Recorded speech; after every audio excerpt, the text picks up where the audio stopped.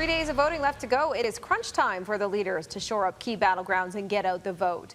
As for where the leaders will be today, Liberal leader Justin Trudeau is spending his day in the Toronto area with stops in Whitby, Orillia, Barrie and Vaughan. Those are all cities that surround the Greater Toronto area.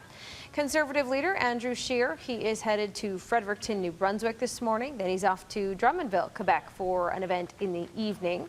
Green Party leader Elizabeth May, she is staying where she is in BC, continuing her bus tour on Vancouver Island.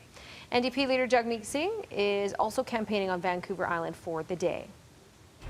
Danielle Smith from 770 CHQR joins us to continue this conversation, heading into the final weekend here, Danielle. Yeah, it's sort of interesting to watch because you always look at what the momentum is for each party, and it seems like this has been a race of who loses the least amount of support, because when you look at where the Conservatives were at the beginning of the campaign, they're kind of polling exactly where they were when they started.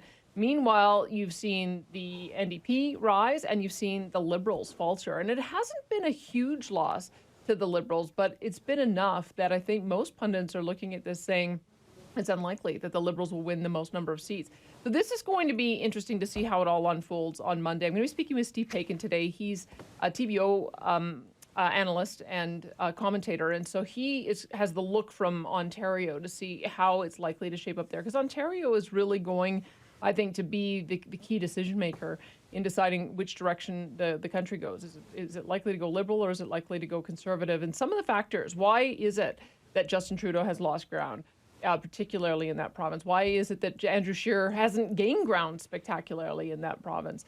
Because I think on Tuesday, what we're likely to see is all the posturing suggests that Justin Trudeau is going to try to take the first stab at forming a government, whether or not he gets the most number of seats. That's his right under our parliamentary system, and we'll see whether or not the country reacts favorably to it. I think there's this sort of sense of fair play that if you win the most seats, you should be the guy who gets the chance to form government. But that may not end up happening in this case. So we're in some new territory.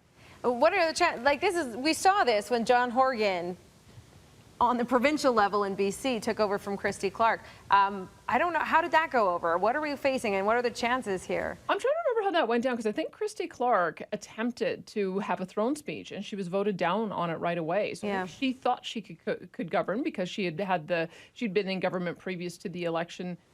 Or to the parliament dissolving. So I suspect there might be the same dynamic that happens here, that Justin Trudeau delivers a throne speech, gets defeated, and then Andrew Scheer gets a chance at it. But I'm not seeing much evidence that Justin Trudeau is going to step aside gracefully. I think he thinks that with the combination of factors, with other progressive parties sharing enough overlap in his platform, that he might be able to carry it through and block Andrew Scheer.